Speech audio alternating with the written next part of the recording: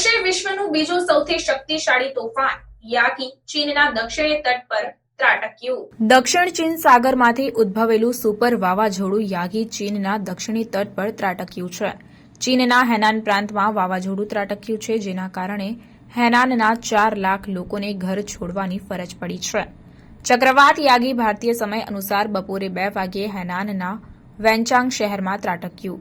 Super સ્ટોર્મને કારણે 250 kilometre પ્રતિ કલાકની ઝડપે પવન ફૂંકાઈ રહ્યો છે. ત્યારે યાગી આ વર્ષે વિશ્વનું બીજું સૌથી શક્તિશાળી તોફાન છે, જેના કારણે હેનાનમાં શાળા કોલેજો બંધ રાખવામાં આવી હતી. આ ઉપરાંત રેલ અને બોટ સેવાઓ પણ બંધ કરી દેવામાં આવી. અસરગ્રસ્ત વિસ્તારોમાં તમામ પાર્ક બંધ કરી દેવામાં આવ્યા. ચીનની સરકારી સમાચાર એજન્સીના અહેવાલ મુજબ તોફાન આવતા પહેલા જ અસરગ્રસ્ત વિસ્તારોમાંથી 4,19,367 લોકોને સુરક્ષિત રીતે બહાર કાઢવામાં આવ્યા હતા. આ સપ્તાહની શરૂઆતમાં ફિલિપાઇન્સમાં યાગીના કારણે 16 લોકોના મોત થયા હતા. આ પછી તોફાને વધુ વેગ પકડ્યો.